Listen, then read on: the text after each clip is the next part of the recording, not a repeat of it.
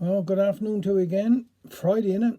My gosh, our weeks are flying by. But anyhow, weather out there is handsome now, innit? Just right for the garden. Bit of rain coming over the weekend, they said, but that'll do the gardens good anyhow. But I hope everybody's okay.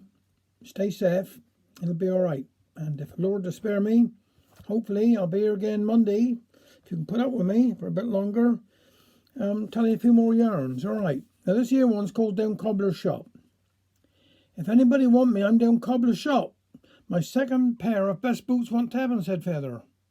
You better fetch an anchor of water before we go. Can't stay stop. Do that when I come home. The Cobbler Shop was filled with men, all sitting round the old stove. They used to gather to tell yarns, and all the news of the village was heard. Only the cobbler had the weekly newspaper. During the war, they used to call it the War Office. What's best, asked Feather, as they made room for him near the fire. I was just saying, remarked the cobbler. I went up to Joe Glazer's maid's wedding. 'Twas some grand.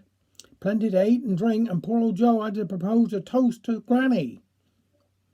He was going round for days repeating, here's to the best years of my life, spent in the arms of another man's wife, my mother. Of course, he got some awful memory. When the time arrived, Joe got up and said, here's to the best years of my life, spent in the arms of another man's wife. But who the woman was, I forgot. That's a good one, said Jan Pierce. Did anybody see a tramp going down long this afternoon? Yes, he called here to light his pipe. My missus said he called down home. Some sorry she was, seeing, all cold and his clothes all hanging upon him. She gave him a cup of tea and a piece of heavy cake. To help him on his bed, she told him the woman next door had a job that was suiting, only cut up bit firewood. Thank you very much, he replied. 'Tis so good of you. If you didn't tell me, I would have gone bang right into that. Is my boots mended? Asked Maid Janie up from Tolcarn. Not yet, replied the cobbler. I'll bring them up when they're done. Shut the door when you go out. Here, the old man had some fright last week. Did you hear about him? No, well, I'll tell you. Now, he do dearly love drop beer, and every Saturday night he'd go up Troon. His missus is always vexed, 'cause she'd say if he can do without it all the rest of the week, he needn't go Saturday nights. 'Tis the only bit of comfort I got, said he, and I'm going. How she stopped him, she don't know, but at last she thought of a plan. She knew he was a bit afraid, and could sit not very see well in the dark, so she put up a large white sheet and wetted inside the gate to the cemetery. At last she heard him coming down the road singing, going up Camborne Hill, coming down. Just as he got opposite the gate, she sprang out and said, do we know who I am? No, I don't, he replied, shaking with fear. I'm the devil come out to warn 'ee. First time I'd ever see thee, said he. Shake hands, I married your sister. Talking about beer, said Feather, shaking his head. I heard the most strange thing the other evening at pub. I was sitting down having a bit chat with the landlord when in walks a stranger. I could tell by his talk he wasn't from round these parts. Pint of beer, please, he called, and turning to his dog, he asked if the dog would like one as well. No, thank you, replied the dog. Upon that, the landlord nearly dropped a glass of beer, but he didn't say nothing. After the stranger finished his drink, he turned to his dog and asked if he was ready. Yes, replied the dog, I'm ready. Look here, said the landlord. I've heard of parrots talking, but this is the first time I've ever heard a dog talk. Will he sound? I'll give you £5. No, thank you. I don't want to sound, as he turned to go out the door. I'll give you £10, said the landlord. Well, all right, the dog is yours, said the stranger. The landlord handed over the £10. Goodbye, said the stranger to the dog. You sold me. I'll never speak another word, replied the dog. He didn't either.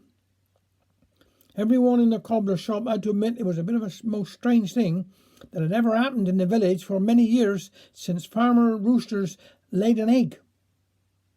The door opened and in come Richard Henry. Man is come here with a horse. Father bought a horse, some thin he was, gove 10 shillings and a bag of taters for him. I told him if I wasn't in to shove him under the door, but I suppose I better get on home long now. Good night, boys. See you again. This other one here now is called She Played the Organ. And, this is by David Prowse again. It's a little poem. She played the chapel organ till the day they closed the doors. It was the good old days and their ultimate decline. Just one of mother's talents, never questioned or explained, nor forfeit to the consequences of time.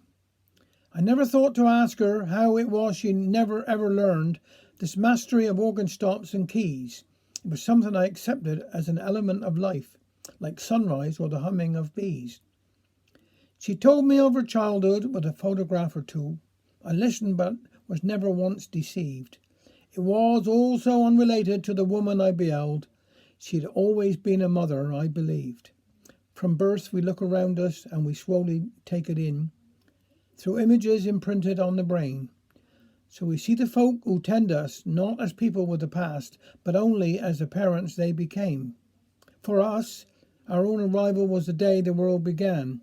All else was merely fabricated art. A background scene prepared by the producer in the skies to give us somewhere tangible to start.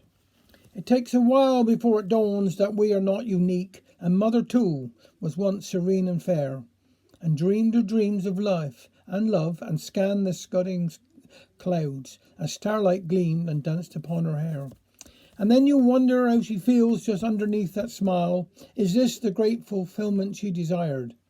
Did she foresee such little time and space to call her own? Are these the heights to which she once aspired? You never know. No words from her will register complaint. She lives a role of dubious reward. Perhaps because to dwell on thoughts of wishful might-have-beens is luxury she'd rather not afford. I knew her well, yet there was so much a son would not be told, not even God above when they conversed. She might have prayed for guidance and the strength to carry on, but never that her life could be reversed.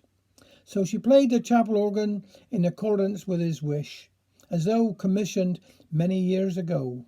But I never thought to ask her how and when she came to learn, and now I guess I'll never ever know. Thank you very much.